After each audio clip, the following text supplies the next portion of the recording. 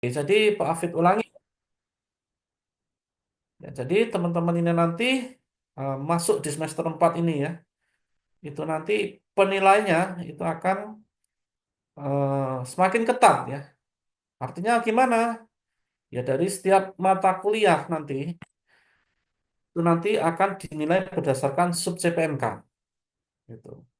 Jadi teman-teman harus menguasai ya bagaimana agar lulus ya dalam setiap sub CPMK. Ya tentunya teman-teman harus rajin ya. Rajin pertama rajin mengikuti kuliah, kedua rajin mengerjakan tugas ya. Itu penting ya karena nilai tugas itu sangat krusial ya. Apabila tidak mengumpulkan ya, ya itu sangat fatal akibatnya ya. Bisa-bisa mungkin di sub CPMK 1 teman-teman mengerjakan tugas ya. Oke. Di sub CPMK 2 teman-teman ada yang nggak mengerjakan tugas ya. Nah, yang nggak mengerjakan tugas ini nantinya akan fatal ya. Mengapa fatal? Karena sekarang ya dosen-dosen ini mengacu pada sistem OBE, artinya setiap sub CPMK nanti akan dinilai ya, diakumulasi dari setiap sub CPMK. Nah, masing-masing sub CPMK nanti akan ada pembagian ya. Nah, di setiap sub CPMK itu nanti akan ada soal yang diikutkan dalam UTS ya. Misalnya sub CPMK 1 itu nilai UTS-nya diambil dari nomor 1 sampai 7 katakanlah ya, atau 1 sampai 8. Nah, jadi eh, kalau nilai UTS-nya bagus ya, angka 1 sampai 8 tersebut ya, benar semua, otomatis sub CPMK-nya semakin bagus ya. Nah, bagaimana jika nggak mengerjakan tugas di sub CPMK 1? Nah, itu fatal. Ya. Dapat nilai UTS-nya bagus katakan, atau UAS-nya bagus. Nah, tapi dinilai tugasnya itu kosong ya, atau kurang. Itu akan mempengaruhi nilai ya. Jadi sekarang sub CPMK nanti, masing-masing sub CPMK nanti akan dihitung remedi ya, jika di bawah 60, nilainya di bawah 68. Gitu. Jadi teman-teman, kuncinya pertama harus rajin mengerjakan tugas ya, dan nanti pada saat UAS ya, atau UTS atau UAS ya nilainya otomatis harus bagus ya. Itu dan UAS praktikum juga nantinya. Itu wajib ya, teman-teman harus bisa menguasai. Ya oke, lanjut. Ini kita masuk ke mata kuliah keamanan dan perlindungan data ya. Ini saya kira mata kuliah baru teman-teman ya. Nah, pada mata kuliah ini ya, dosen yang akan mengampu yaitu ada Pak Afid ya, sebagai koordinator mata kuliahnya. Dan akan diajar juga oleh Pak Edi ya. Pak Edi ya, itu yang baru lulus ya dari UI. Kemudian ada lagi satu lagi itu ada Pak Rifai. Pak Rifai praktisi dari Rumah Sakit Kanjuruan, Malang. Ya.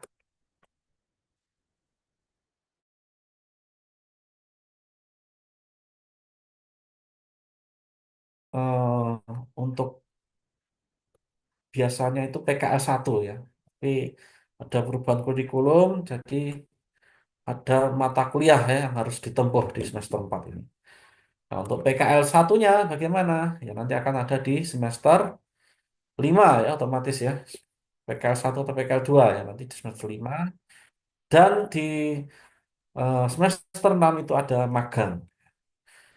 Di semester 4 ini teman-teman ya nanti mungkin ada pembagian ya dosen pembimbing LTA ya ini sudah mulai siap-siap ini kayaknya ya nanti ya. Nah, di mata kelas Metopen nanti akan dibagi sepertinya.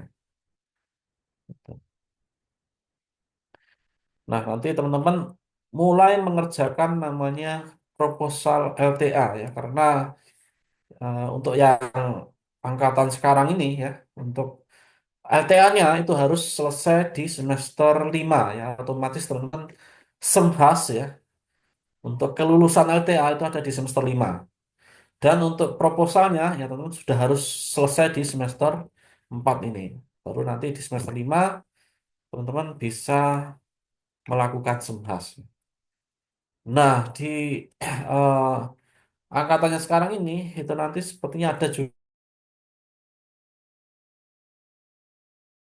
yang berbasis penelitian proyek, ada juga berbasis penelitian secara ini ya, secara umum ya. Jadi secara umum ya ada mekanismenya ya. Kalau proyek base kan nanti akan berbasis produk nantinya di akhir. Ya itu mungkin sedikit bocoran ya dari Pak Afid nantinya. Nah, selanjutnya kita masuk ke RPS ya teman-teman ya. Oke, ini suaranya Pak Afid jelas ya, masih jelas ya.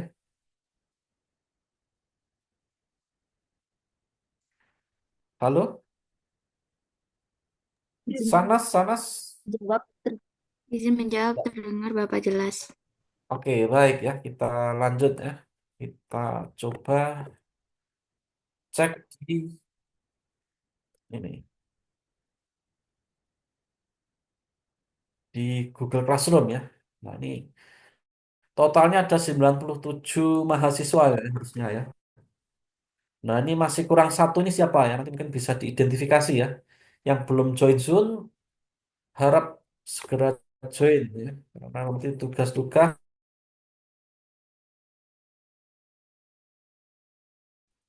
jadi semuanya harus join Google Classroom. Oke, di sini ada Pak Rifai, nah, ini Mas Boy, ini Pak Edi ini ya, yang baru lulus ya, S2 dari UI. Nah, ini selanjutnya RPS ya, ini Pak Afid akan pandu ya terkait dengan RPS ini ya. Kemarin PJ-nya sudah menyetujui ya terkait dengan kontrak ya, sudah ada tanda tangannya ya. Jadi di semester ini ya, nantinya teman-teman ini ya sudah terstruktur ya di sini semua ya. Nah, yang dipelajari di semester ini ya jelas ya di sini ya terkait dengan bahan kajian ini ya. Jadi mulai ke konsep keamanan data dan kerahasiaan informasi, regulasi terkait pelepasan, perlindungan informasi, privasi, kerahasiaan, dan keamanan di fasilitas pelayanan kesehatan, pelepasan data untuk audit medis atau klinis, penelitian, pembuktian untuk menegakkan hukum dan persetujuan tindakan kedokteran, pelepasan informasi dan pertukaran data kesehatan, mitigasi risiko sistem informasi kesehatan, dan juga kontingensi plan dalam rekam medis elektronik. Nah, ini teman-teman yang harus ditempuh nanti ya bahan kajiannya ya. Jadi disesuaikan juga dengan sub CPMK ya nanti ya. Nah, ini di sub CPMK 1 ini hanya teori ya, nanti sekitar 50 menit ya. Kemudian di sub CPMK 2 sama ya, nanti ada sekitar 50 menit ya. Ini eh, masih keliru ya untuk praktikumnya nggak ada nanti di TM 3 ini ya. Yang ada nanti di TM selanjutnya ya. Mulai dari pelepasan data untuk audit ya, medis, klinis, penelitian, pembuktian untuk menegakkan hukum dan persetujuan tindakan kedokteran. Pelepasan data untuk audit medis atau klinis ya. Ini biasanya dilakukan oleh Dinkes ya. Dinkes ketika datang itu ada prosedurnya tersendiri gitu ya. Penegakan hukum ya, biasanya dari kepolisian untuk ini ya, meminta ya resumnya. Pelepasan data untuk penelitian juga ada ya.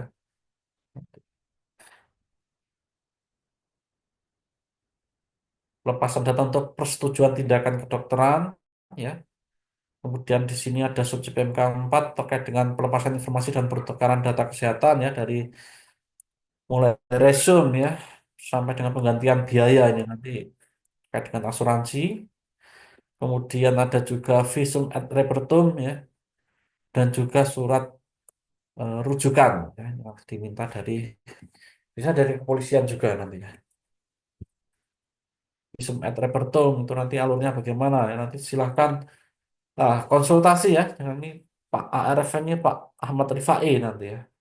Kemudian nanti di TM11 ya mampu melakukan mitigasi risiko ya dengan Pak Edi ya nanti TM11 dan 12.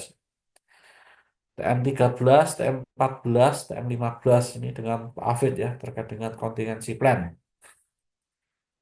Oke, ini bobotnya ya sudah jelas ya di sini. Kemudian ini ada rencana tugas dan rencana praktik ya. Di sini sudah jelas ya teman-teman ketika eh ini ya dikasih tugas ya nanti ya kurang lebih nanti mengacu dalam rencana ini nantinya untuk tugas-tugas ya. Kemudian di ya ada praktek juga ya. Praktikum nanti juga sama ya apa yang harus dikerjakan. Dalam praktikum nanti teman-teman mengacunya pada modul ya. Modul nanti akan dibagikan saat perkuliahan ya untuk modul. Ya, ini juga ada kisi-kisi ya nantinya ya. Ini kontrak perkuliahannya ya, kira-kira ini ya untuk perkuliahannya.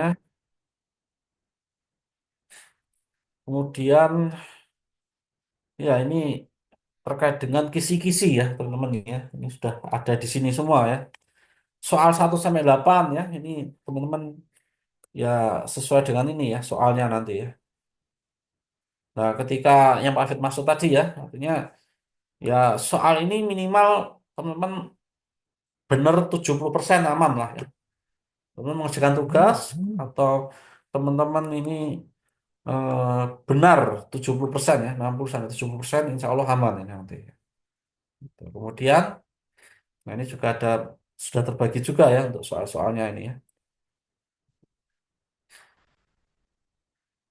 Ya, kemudian untuk praktikum ya, nanti praktikumnya melakukan pelepasan ya, informasi dan pertukaran data nantinya. Nanti teman harus bisa menguasai nanti ya informasi, melakukan pelepasan informasi dan pertukaran data. Oke, mungkin sampai sini ada yang ingin ditanyakan teman-teman terkait dengan RPS.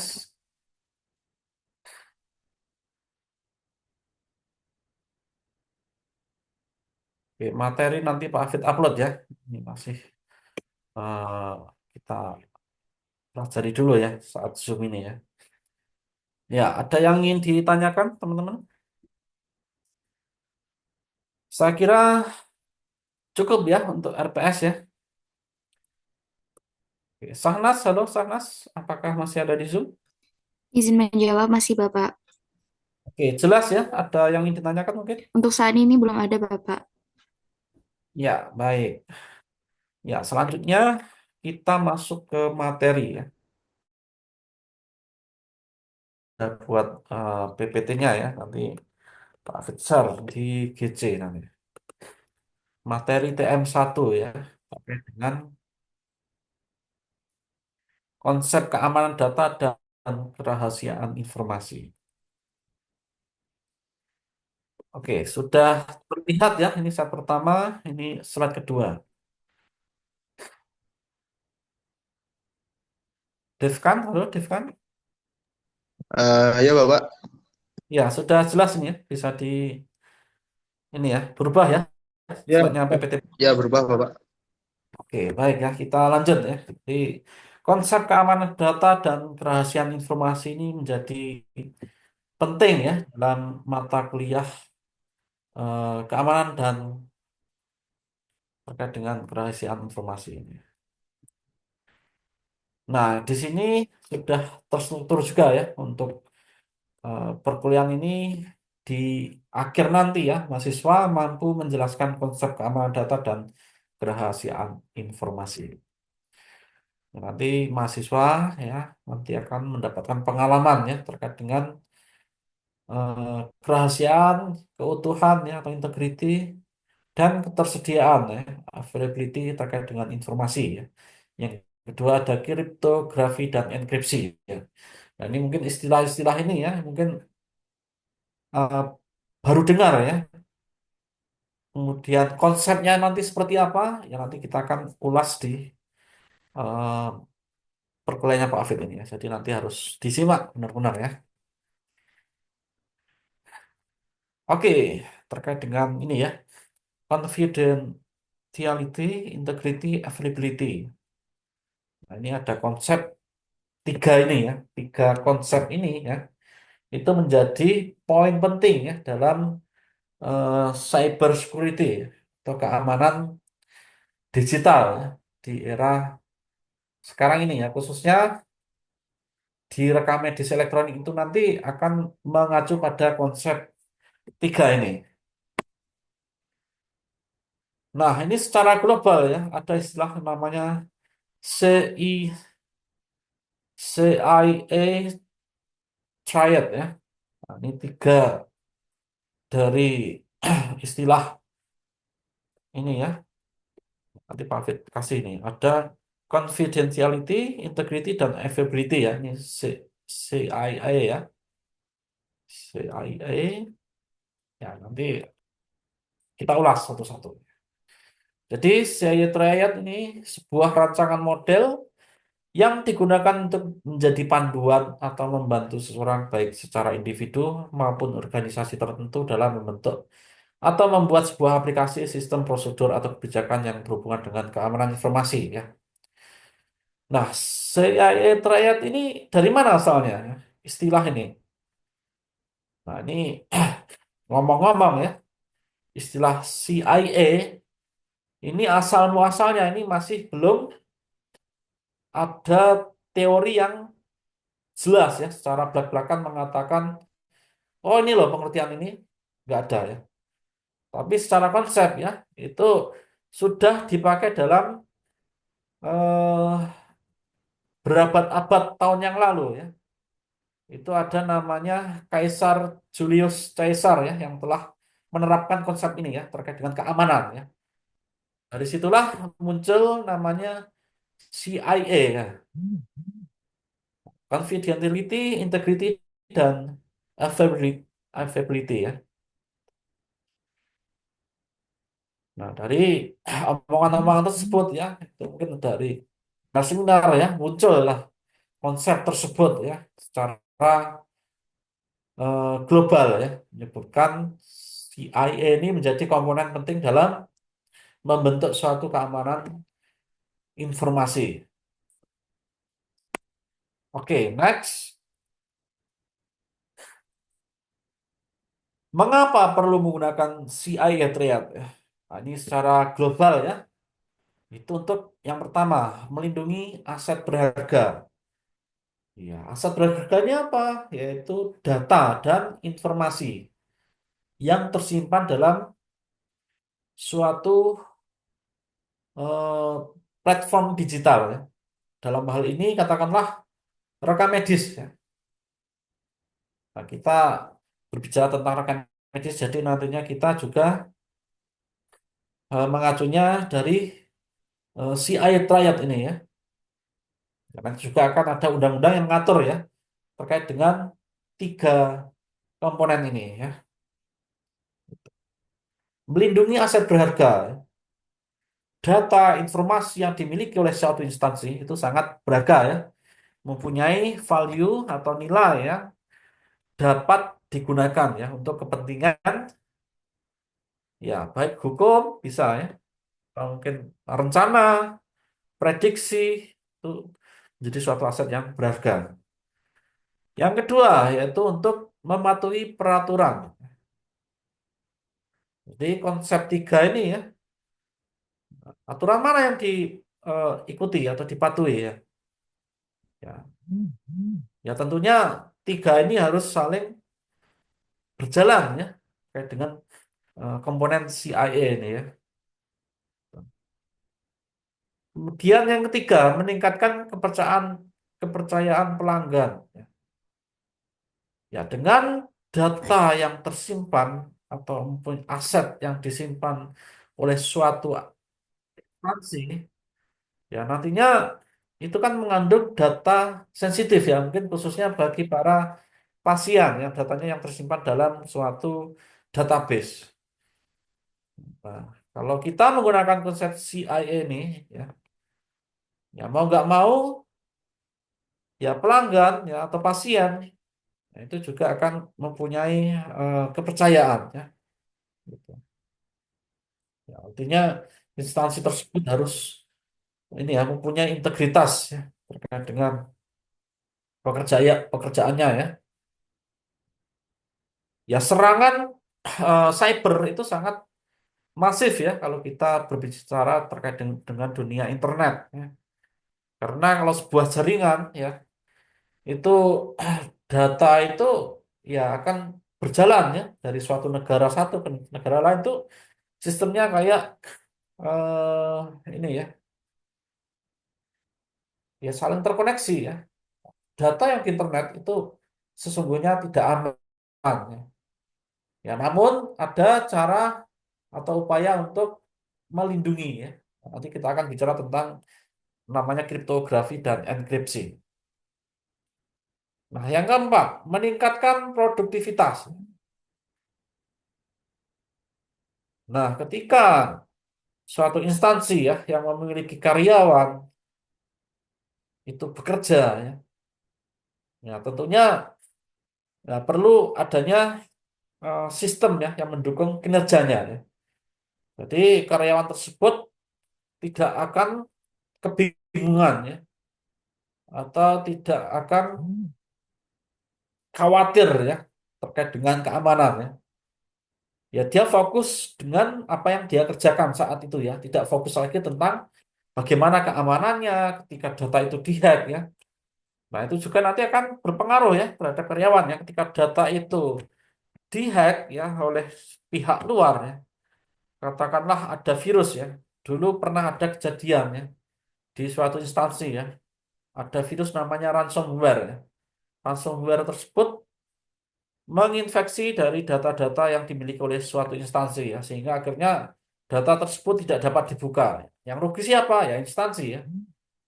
Loh, karyawan tidak dapat bekerja ya karena datanya down ya. Ya mau nggak mau ya itu resiko ya, resiko di dunia internet itu ya virus salah satunya. Ya ada berbagai cara ya, misalnya ya kadang ya si pembuat virus tersebut ya menjual kode-kode ya untuk membuka data yang ada di komputer ya agar dapat diakses lagi ya. Semulanya nggak dapat diakses ya.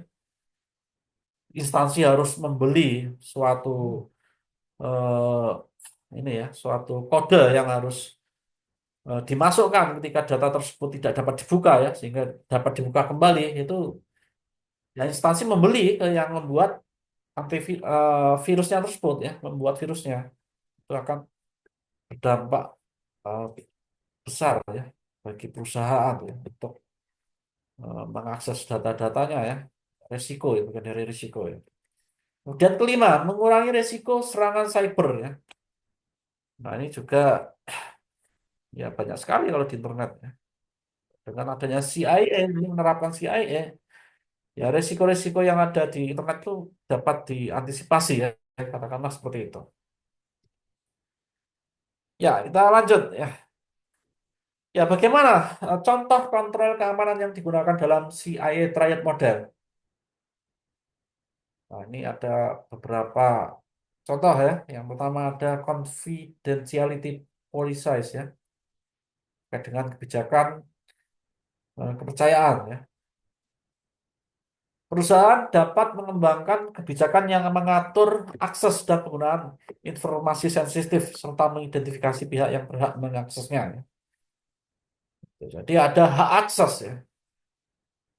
Hak akses itu diberikan kepada user-user yang berkaitan dengan objek pekerjaannya. Contohnya apa? SIM RS. SIM RS itu ada di bagian pendaftaran, ya, ada di bagian pemeriksaan, hingga di bagian ini ya filing katakanlah. Nah, setiap user ya katakanlah rekam medis ya yang bertanggung jawab di pendaftaran itu punya password sendiri ya yang dapat mengakses bagian pendaftaran. Ya. Nah, sehingga di bagian poli, bagian rekam medis tidak dapat membuka ya. Jadi bagian poli ini hanya dapat dibuka oleh perawat dan perawat dan dokter katakanlah ya. Gitu. Ya, jadi mempunyai hak akses sendiri. Kemudian ada data classification ya. Ini mengklasifikasi data berdasarkan tingkat sensitivitasnya, memungkinkan perusahaan untuk memberlakukan kontrol akses yang sesuai dan memperlakukan data dengan cara yang sesuai dengan risikonya ya. Jadi katakanlah hak akses yang paling tinggi itu apa? Yang dapat membuka semua bagian-bagian itu yang paling tinggi ya. Biasanya kita sebut sebagai super admin ya. Ada lagi namanya di bawahnya super admin itu ada admin ya. Yang mengontrol ya bagian manajemen ya, mengontrol bagian-bagian tertentu gitu ya. Tuh, sehingga nanti sampai bawah ya itu sampai menuju user-user ya. User-user yang spesifik ya. Kemudian ada lagi namanya data governance program. Menerapkan program tata kelola data yang efektif, membantu memastikan keamanan, integritas dan ketersediaan informasi perusahaan ya. Nah, ini terkait dengan tata kelola ya. Bagaimana data dapat dimaksimalkan ya pada setiap perusahaan-perusahaan ya dari segi kebijakan pemerintahan. Kemudian ada lagi data retention policies ya, mengatur kebijakan retensi data, membantu perusahaan untuk menyimpan informasi dalam jangka waktu yang tepat sesuai dengan kebutuhan bisnis dan peraturan berlaku ya. Itu data itu yang mungkin kalau di rekam medis ya itu 5 tahun itu ya harus segera dipindahkan gitu ya kalau manualnya ya. Tapi kalau kaitannya dengan elektronik ya itu ya kita bisa pindahkan sebagai tanda ya bahwa data tersebut sudah berumur 5 tahun ya. Ya, ketika diretensi atau dimusnahkan itu mekanismenya bagaimana itu ya harus ada peraturan ya yang mendukung terkait dengan retensi tersebut ya atau pemusnahan nantinya. Nah, bagaimana data dimusnahkan ya? Katakanlah kalau elektronik ini ya mungkin resiko memusnahkannya itu sangat minim ya. Artinya data tersebut dapat dialih mediakan ya, katakanlah menjadi eh, backupan data ya atau file berupa file ya. Ya, itu dapat dilakukan seperti itu ya. Ya nanti konsepnya juga bisa dimasukkan dalam big data, data besar. Itu ada konsep sendiri nanti di big data. Oke, ada physical access control, menggunakan kontrol akses fisik seperti kunci, kartu akses, dan biometrik untuk memastikan bahwa hanya individu yang berwenang yang dapat mengakses ruang fisik yang mengandung informasi sensitif ya. Ya, ini bagaimana cara seorang user itu dapat mengakses ya atau login dalam suatu kontrol ya. Nah, kontrolnya apa? Ya, misalnya kalau di yang kehidupan sehari-hari kita itu katakanlah ada aplikasi ya, aplikasi yang harus login. Nah, cara loginnya berbeda-beda ya. Ada yang menggunakan sidik jari ya, ada, katakanlah bisa menggunakan retina mata ya, itu termasuk biometrik ya, atau bahkan kode-kode ya. Oke, selanjutnya strong password ya ini harus pengguna harus menggunakan kata sandi yang kuat, bahkan ya minimal kata sandi yang kuat ini yang sekarang ini biasanya ada kombinasi password ya, kombinasi angka, kombinasi simbol dan kombinasi huruf besar, huruf kecil dari suatu huruf. Biasanya yang sekarang berlaku ya seperti itu ya.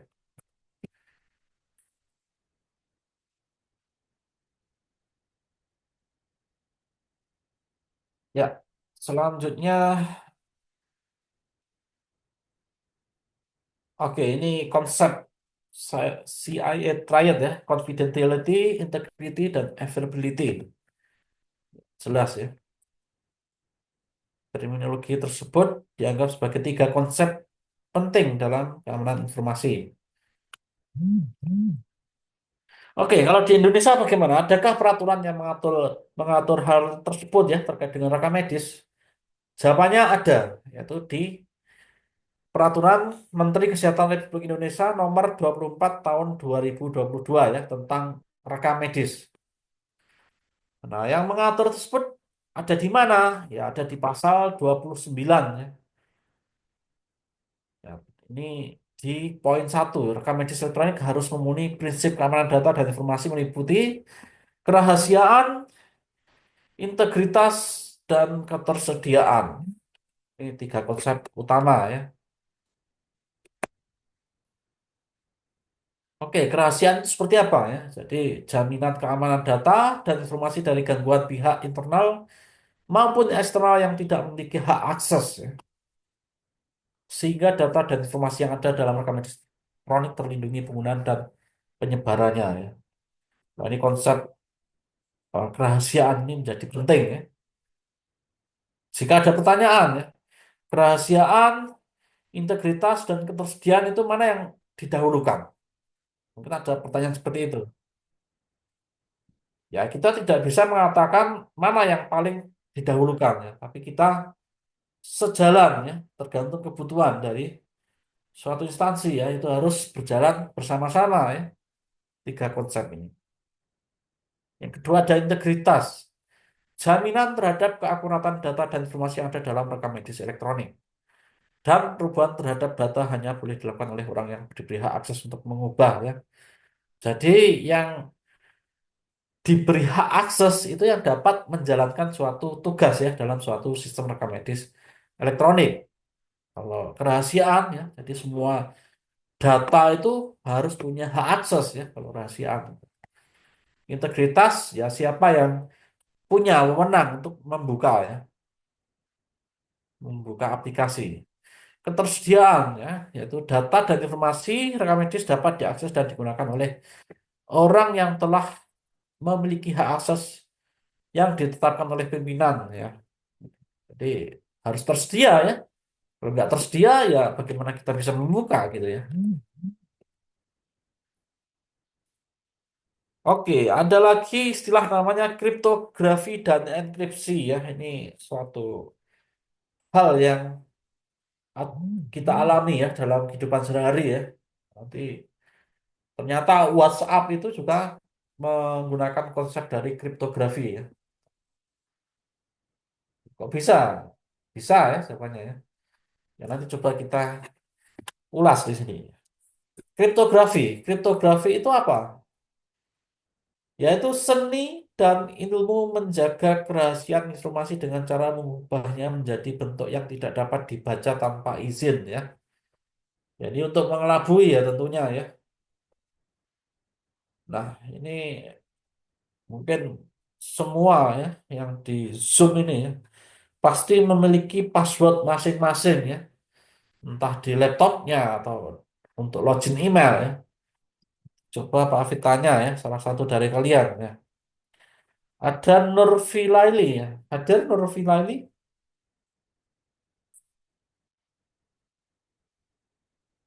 Halo, Nurfi Laili, kelas 2B.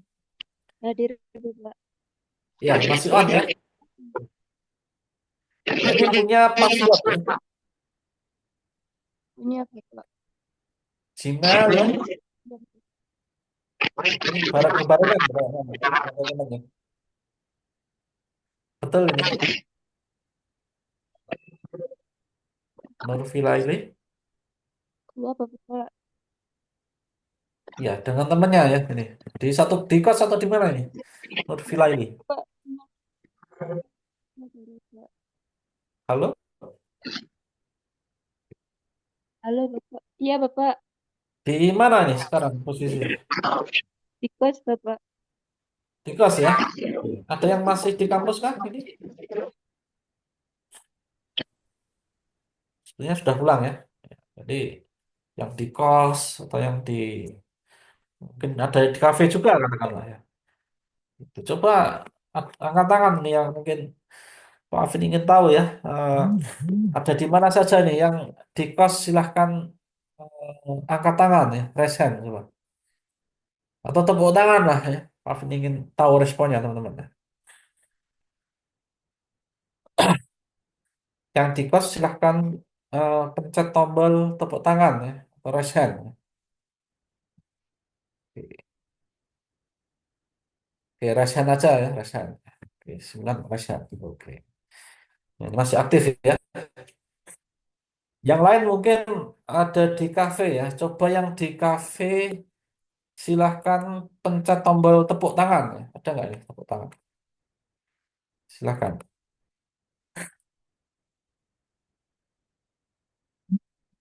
Oke. Atau mungkin diketik aja di chat ya. Afid ingin tahu keaktifan kalian. Ya. Yang ada di kos silahkan ditulis di kosan gitu ya. Di kolom chat. Oke, silahkan. Di mana posisi Anda sekarang ya? Silahkan tulis di kolom chat ya. Di kafe, tulis di kafe, nggak apa-apa ya. Di kampus, silahkan tulis di kampus ya. Oke, ya di kosan ya. Yang di kafe coba bisa ketikkan juga ya. Yang di kos silahkan ketik di kos, yang di kafe silahkan ketik di kafe. Atau yang di rumah misalnya, rumah sendiri tulis di rumah. Atau yang di kampus silahkan tulis di kampus ya. Oke, nah, ini Pak Afid bisa baca pikiran kalian ya beberapa ya. Nanti kalau ada yang benar silahkan angkat tangan ya. Nanti coba Pak Hafid tebak ini ya. Nah ini beberapa teman-teman ini ada yang passwordnya tanggal lahir gitu. Benar nggak ya? Nggak usah dijawab ya nanti ini. Ya. Ada juga ya nama passwordnya Bismillah ya. Ada nggak nih? Ada yang menulis Bismillah ya. Oh ini resen ya. Ya, menuliskan password Bismillah juga ada ya. Mungkin ada yang menuliskan passwordnya nama kotanya juga ada mungkin ya. Ada yang menuliskan passwordnya yaitu nama tempat lahir katakan. Alhamdulillah atau Bismillah ya. Saya kira seperti itu ya mungkin ya. Oke, rata-rata sudah di rumah semua ya. Ya ada yang di kafe ini ya. Ya. Oke, nah internet ya teman-teman kalau yang di rumah bisa menggunakan ini ya. Ada yang menggunakan IndiHome, ada yang menggunakan Pesmedia, ada yang menggunakan ini ya jaringan dari PLN juga ya. Yang di kos juga barangkali sama ya. Nah, yang di kafe ini juga ya. Nah, ini teman-teman perlu hati-hati ya ketika memasuki WiFi ya dari eh, WiFi dari kafe ya atau publik ya, sifatnya publik. Itu. Mengapa harus hati-hati?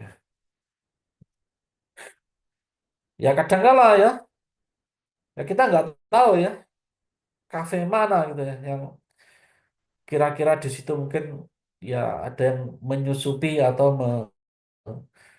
menggunakan WiFi tersebut dengan tidak bertanggung jawab ya. Tidak bertanggung jawab seperti apa? Ya, katakanlah ini ya, di kafe itu ya, teman-teman kan connect melalui WiFi kafe ya.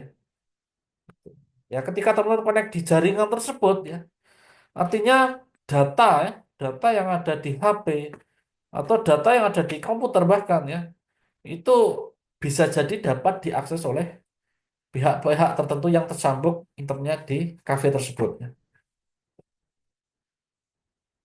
Ya, jadi teman-teman boleh percaya atau enggak ya, tapi yang jelas nah, itu salah satu resiko ya ketika kita koneksi di menggunakan WiFi publik ya. Gitu. Bahkan di kampus ya, mungkin ada yang iseng juga ya. Wah, ini teman-teman punya ini ya, gambar-gambar tertentu ya, atau mempunyai password-password yang disimpan dalam ya untuk mengakses suatu akun ya. Itu harus hati-hati ya penggunaannya ya. Jangan asal masuk ke dalam suatu akun ya.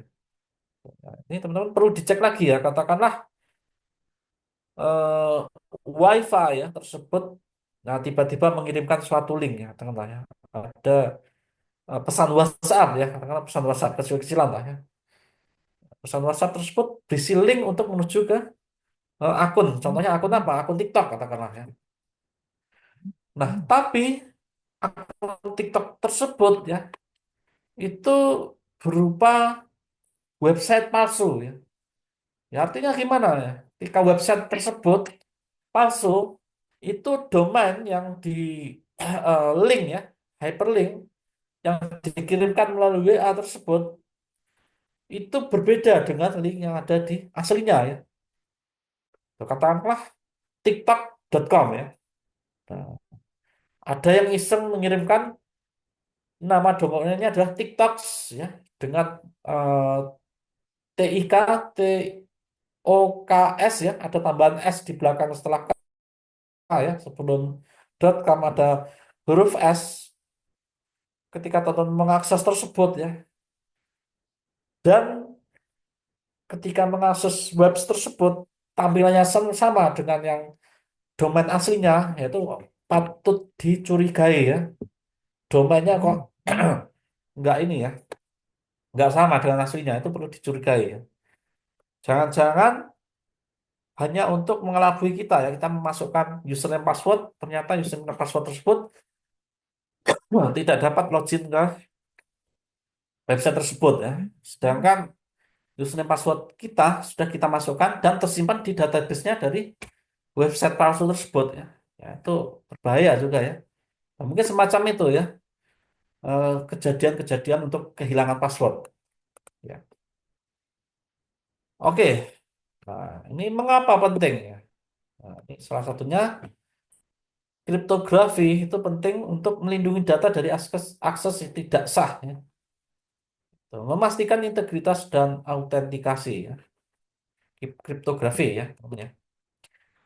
Nah, penggunaannya apa? Contohnya ya transaksi online, komunikasi terenkripsi, WhatsApp, email. Nah, itu sudah dilengkapi dengan namanya kriptografi ya. Jadi data yang dikirim melalui jaringan ini ya, transaksi online, WhatsApp, email ya, bahkan Shopee ya. Kalau di Indonesia ada Shopee, Tokopedia ya.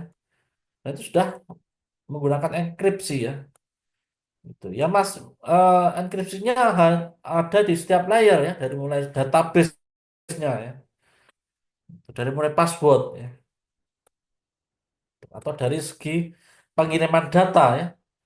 Data yang dikirimkan melalui jaringan itu terenkripsi. Artinya terenkripsi itu tidak secara blak-blakan ya menampilkan kata ini, katakanlah transaksi online dikirimkan ke WhatsApp gitu katakanlah. Nah, transaksi online ini akan di convert ya menjadi banyak huruf ya. Nantinya itu akan terkirim ya huruf-huruf tersebut ya. Itu akan terkirim ya nanti akan dienkripsi, decrypt ya. Ada istilah encrypt dan decrypt ya. Dan nanti kita pelajari ada di sini ya, encrypt dan decrypt. Nah, apa itu? Oke, ini komponennya ya. Plain text ya, data asli, ciphertext, data terenkripsi, artinya data yang nantinya menjadi data terkelabui gitu katakanlah ya. Misalnya data aslinya adalah misalnya Bismillah ya. Nah, data transkripsinya apa? Ya berupa mungkin katakanlah berupa angka-angka ya, kode-kode ya. Ya katakanlah teman-teman pernah belajar pramuka ya. Kalau pernah teman-teman mengikuti pramuka itu namanya kan ada sandi ya. Ada sandi rumput, ada sandi Morse ya. Ya kadang nggak semua orang tuh bisa membaca sandi tersebut ya. Atau sandi angka ya. Huruf A diterjemahkan menjadi angka satu katakanlah ya. Huruf B diterjemahkan menjadi angka 2 ya. Ya, itu contoh kecil-kecilannya ya. Data yang terenkripsi gitu ya. Istilah sandi-sandi gitu ya. Kunci elemen penting untuk enkripsi ya. Kunci ya, elemen penting untuk enkripsi dan dekripsi ya. Ya nanti ada key-nya ya untuk membuka encrypt dan decrypt. Algoritma ya, metode untuk mengubah data ya. Oke, next ya. Nah, ini terkait dengan eh, jenis-jenis kriptografi. Ya. Kriptografi simetris menggunakan satu kunci untuk enkripsi dan dekripsi. Contohnya AES dash ya. Ada asimetris ya, menggunakan pasangan kunci ya. Kriptografi hash ya, menghasilkan fingerprint dari data, contoh MD5, SHA ya. Nah, ini kalau MD5 teman-teman kalau pernah dengar ya, ini juga banyak digunakan juga untuk pengamanan di website ya. Itu teman-teman pernah membuka database ya. PHP MyAdmin kan mungkin teman-teman sudah pernah juga ya ini ya menampilkan data dalam PHP MyAdmin. Ya itu namanya database ya. Nah, ada juga ketika login ya, username dan password itu tersimpan dalam database ya. Nah, untuk username-nya ya mungkin itu menggunakan username dengan menampilkan nama aslinya. Katakanlah username-nya adalah admin gitu ya. Dan passwordnya adalah Bismillah katakanlah. Nah, Bismillah tersebut ya, kata-kata Bismillah ini ya, ketika ditulis di dalam database itu tidak tertulis nyata Bismillah gitu ya, tapi menggunakan sandi-sandi ya. Kita bisa mengenkripsi dengan MD5 ini ya. Ya nanti mungkin ada angka kombinasi angka dan huruf ya, huruf besar huruf kecil ya. Nanti panjang ini misalnya ada 50 karakter katakanlah ya. Itu ya untuk mengelabui ya, tidak bisa ditampilkan secara nyata ya password-password yang ada dalam database. Oke, ada istilah enkripsi ya. Proses mengubah plaintext menjadi ciphertext ya. Plaintext adalah data yang sesungguhnya ya. Ciphertext tadi ya, data yang untuk mengelabui ya, data yang terenkripsi. Ciphertext. Kemudian asimetris, sorry, dekripsi ya, mengembalikan ciphertext menjadi plain text. Ciphertext ini yang telah data yang terenkripsi tadi ya, dikembalikan ke data semula gitu ya.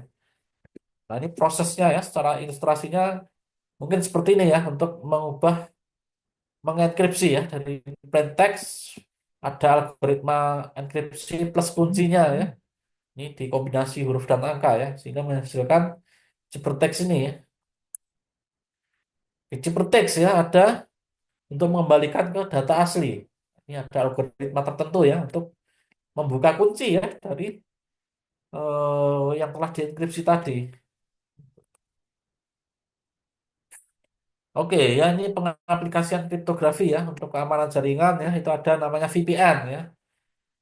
VPN ini Virtual Private Network ya. Jadi VPN ini untuk eh, mengamankan akses ya, akses data yang di dalam suatu jaringan ya, hosting internet ya, data yang kita miliki kita bisa ya bisa menggunakan VPN juga ya.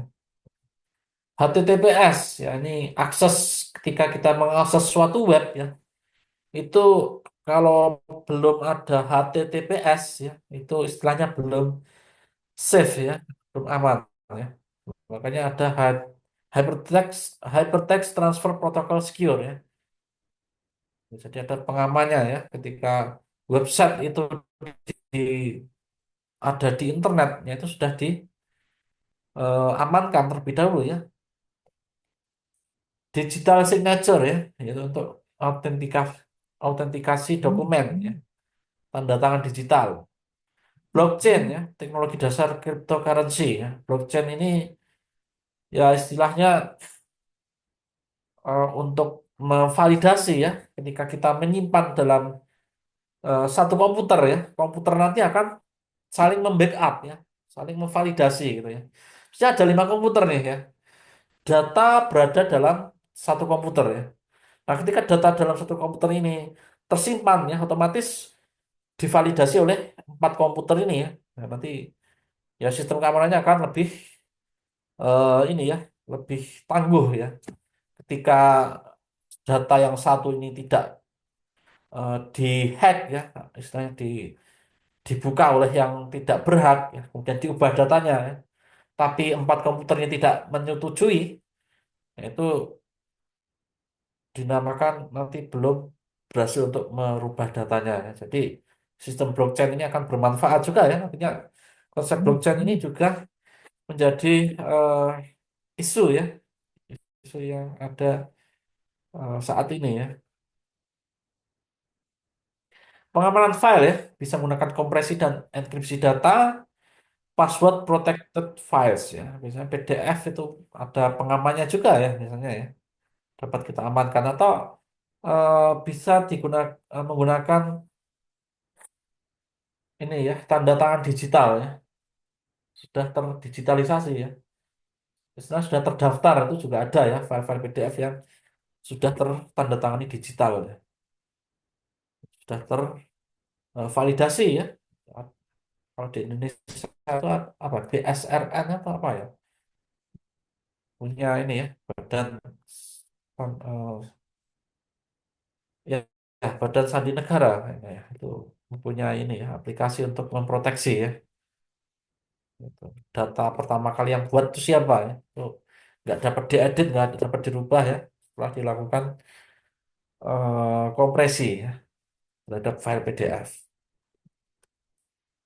Oke, ini contohnya ya. Kalau di kehidupan sehari-hari ada WhatsApp ya, end-to-end encryption ya. Teman-teman pasti pernah melihat di WA-nya ya ada tulisan seperti ini ya, WhatsApp end-to-end encryption ya. Pesan hanya dapat dibaca oleh pengirim dan penerima ya. Ini sistemnya yaitu menggunakan protokol signal ya. Kemudian ada blockchain ya. Tadi sudah ada penjelasan dari Pak Afid ya terkait dengan transaksi ya. Transaksi menggunakan blockchain ya, sistem blockchain ya. Ya, contohnya teman-teman Bitcoin ya. Ya, Bitcoin itu juga salah satunya menggunakan konsep blockchain ini ya. Gitu. Oke, eh, sudah habis ya untuk materinya ya. Terkait dengan konsep keamanan dan perlindungan data ini. Gitu. Jadi di era digital ini ya, khususnya di rekam medis elektronik ya, kita perlu eh, mengadopsi ya terkait dengan tiga konsep tersebut ya. Kerahasiaan, integritas, dan apa ketersediaan ya tadi ya. Kerahasiaan, integritas, dan ketersediaan. Tiga konsep ini tentu harus pahami ya nantinya ya. Oke, cukup sekian ya mungkin untuk perkuliahan ya. Mungkin sebenarnya ada yang ditanyakan mungkin teman-teman. Pak Afid, saya mau tanya, Ya, izin silakan. bertanya Bapak. Ini dari mana nih? Saya Mahyan dari kelas 2B. Oke, Mahyan ya. Silakan. Oke, saya izin bertanya tadi sempat membahas soal dari teknologi blockchain ya sama kriptografi Iya. yang satu konsep. Oke. Mhm. Sebenarnya saya pernah baca-baca di beberapa artikel itu blockchain ini udah digunakan di eh, kesehatan gitu Pak. Nah, soal blockchain ini sendiri bisa nggak dijelasin dalam seputar kesehatan itu manfaatnya seperti apa? Mhm. Atau nanti ke depannya di Indonesia itu apakah worth it untuk diaplikasikan atau gimana gitu. Oke, blockchain ya. Ya. Jadi kuncinya blockchain ini ya. Ya ini sebenarnya sudah digunakan dalam ini ya dunia global ya. Contohnya pertama tadi Bitcoin ya, Bitcoin gitu. Yang mengadopsi sistem blockchain ya. Jadi seperti Pak Fit jelaskan tadi ya, bahwa konsep blockchain itu ketika satu komputer itu menyimpan ya, nah komputer yang lain nanti akan memvalidasi. Itu konsepnya seperti itu ya. Yang dikatakan Mahyan tadi itu sistem kesehatan di negara mana ini? Izin menjawab, yang paling ketara banget itu sebenarnya dari Estonia, Pak, di apa Eropa gitu. Tapi Estonia di ya. di Heeh, oke. Singapura itu udah mulai dikembangkan juga sih. Cuman yang paling menonjol dan udah diaplikasikan secara nyata itu dari Estonia, terutama soal klaim asuransinya. Itu mereka menggunakan teknologi blockchain, tapi nggak menyentuh Hmm. ke ranah-ranah seperti kayak penggunaan rekam medis atau dari untuk membantu Hmm. apa itu dalam pendiagnosan penyakit itu masih belum menyentuh ke sana karena itu Oke. ranahnya ke CDSS gitu ya Pak ya. Iya, oke. Nah, ini masih tahapannya sampai untuk klaim asuransi begitu ya. Betul? Izin menjawab, iya betul Bapak. Oke. Kalau di Singapura bagaimana? Kurang lebih sama Bapak, tapi itu masih bukan miliknya pemerintah gitu loh Pak. Jadi masih tahap pengembangan di swasta gitu. Kalau di Estonia itu udah jadi kayak istilahnya satu sehat. Di Indonesia itu kan milik pemerintah ya. Nah, di Hmm, Estonia hmm. itu ada badannya juga. Nah, itu udah pakai teknologi blockchain-nya gitu.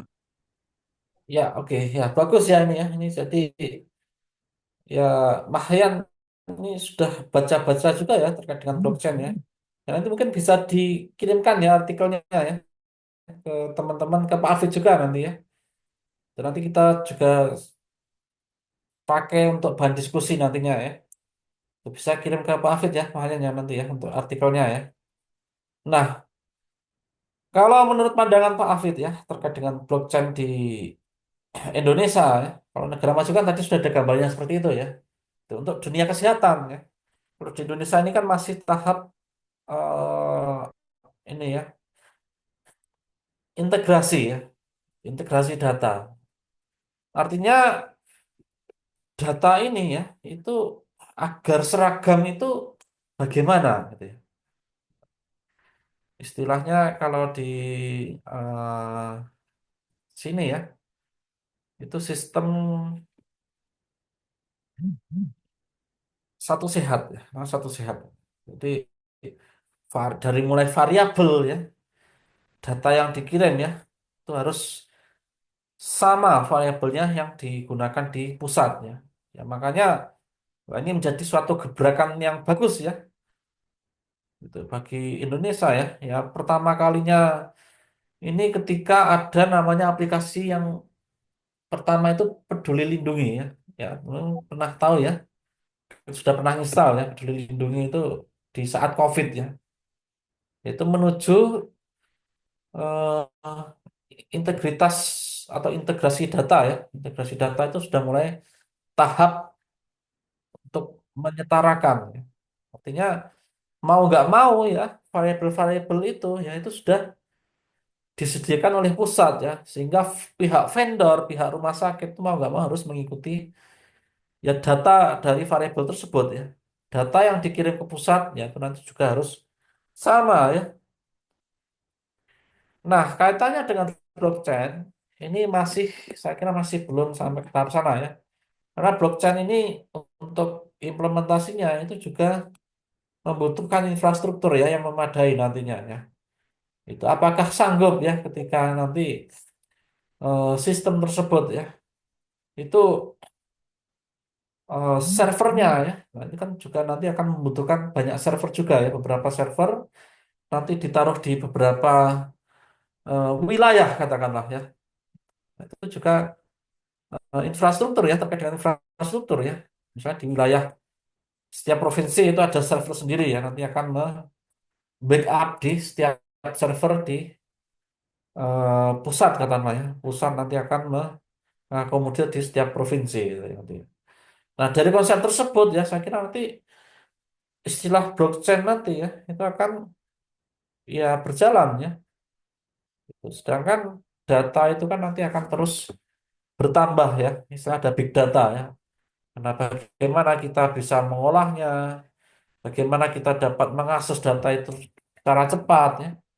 Sedangkan data itu terus bertambah ya, itu menjadi PR juga nantinya ya. Apakah server tersebut dapat menampung ya. Nah, sedangkan ya dulu itu ya kalau di Indonesia sendiri ya itu menjadi bagian isu ya, isu tersendiri ya.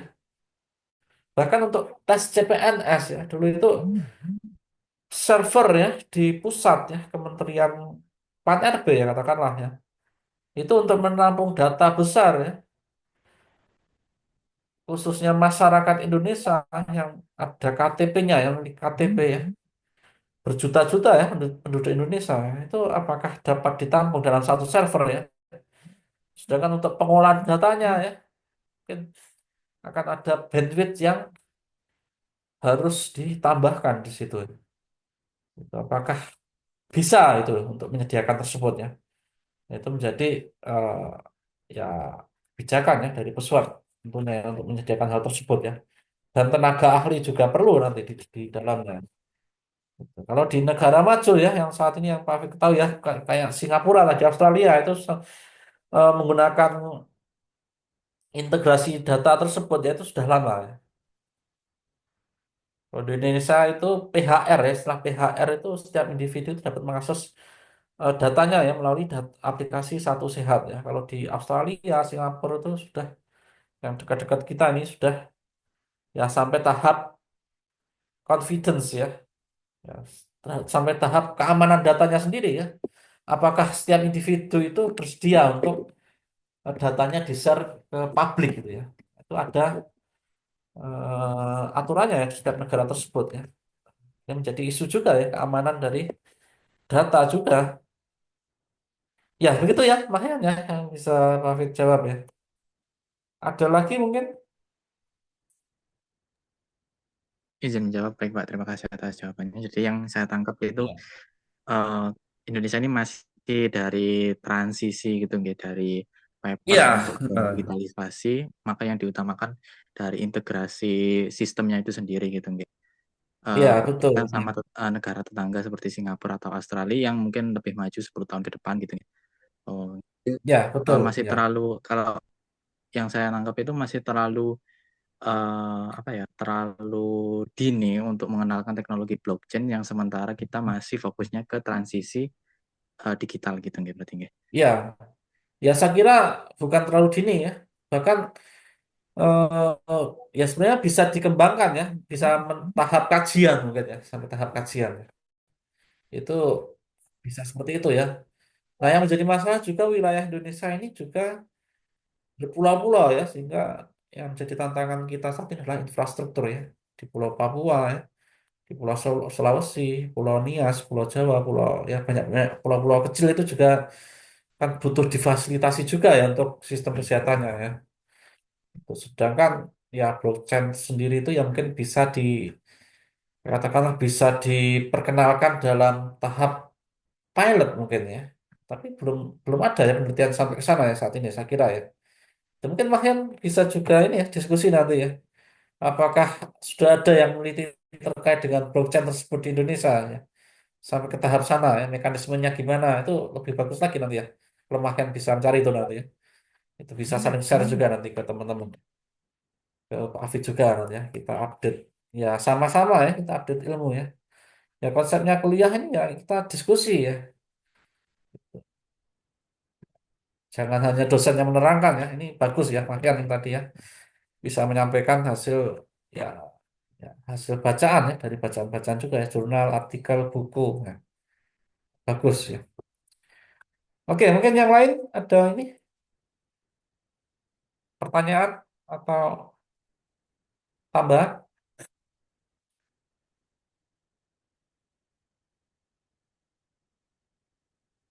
Ya, saya kira cukup ya untuk pertemuan kali ini ya. Ya mungkin ini ada ini ya sesuai RPS ya nanti di setiap subjek MK ya untuk mengejar ya, mengejar nilai ya. Saya untuk ada namanya tugas ya untuk mengisi nilai ya. Nah, tugas nanti teman-teman ya mau nggak mau wajib dikerjakan ya agar yang minimal dikerjakan lah ya. Jangan sampai nggak dikerjakan ya. Kalau nggak dikerjakan ya fatal ya nantinya ya. Gitu. Ya ini salah satu yang untuk mengangkat nilai teman-teman nantinya ya. Nah di sub CPMK 1 ini ya khususnya di TM1 ini gampang ya buat infografis dari topik sub CPMK 1 ya. Ya sampai sini ada pertanyaan mungkin terkait tugas ini.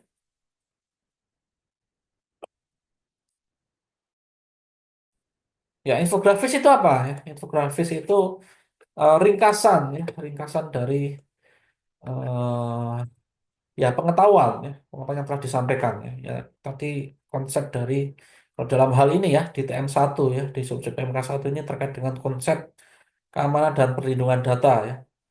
Ini Pak Fit tunjukkan ya contoh infografis ya.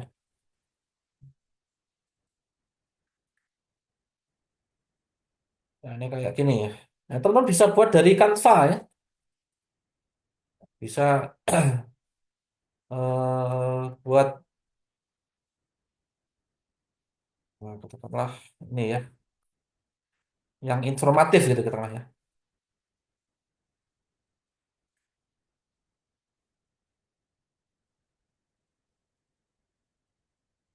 banyak ya ini ya. Coba Pak Hafid buka satu aja ya ini ya. Infografis ya. Ya ini.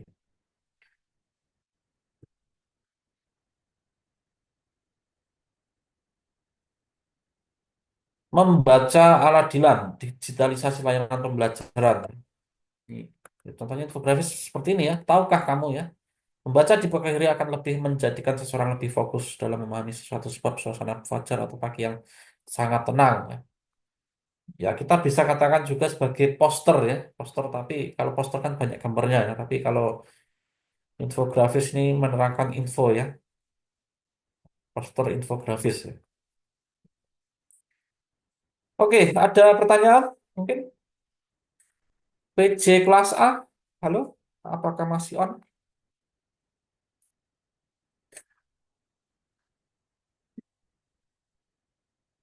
Halo, PJ kelas A, apakah masih ada di Zoom? PJ kelas A? Menjawab hadir Bapak. Ya, sudah paham ya ini ya, terkait dengan ini penugasan. Izin menjawab nggih sampun. Oke, selanjutnya PJ kelas B,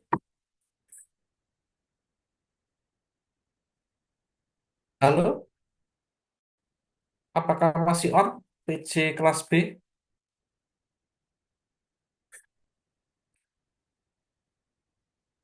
kelas 2B, PJ-nya mana?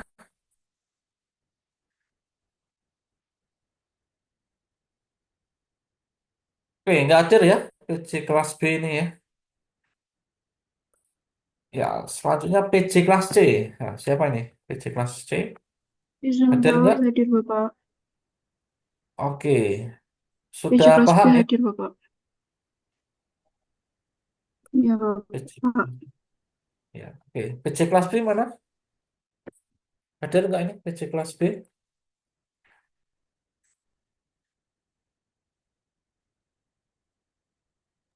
Hadir Bapak PJ kelas B. Oke. Ya. Siapa namanya ini PJ kelas B? Silviana Bapak. Oke, nah ya. Oke. Ya, sudah paham ya untuk ini Noviana.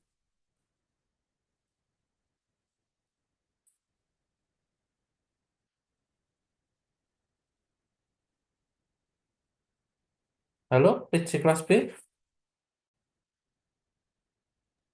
Iya Bapak, mohon maaf suaranya putus-putus. Ya, Silviana ya. Ya, sudah paham ya. Ya, oke, mungkin itu cukup sekian ya dari Pak Afid ya. Semoga bermanfaat ya. Nanti jangan lupa tugasnya dikerjakan ya. Pak Afid kasih tenggang waktu mungkin ya 2 mingguan lah ya, 2 mingguan. Jadi bisa dikerjakan semaksimal mungkin ya, membuat infografis. Oke, Pak Afid akhiri sampai sini. Sekian, semoga bermanfaat. Wassalamualaikum warahmatullahi wabarakatuh.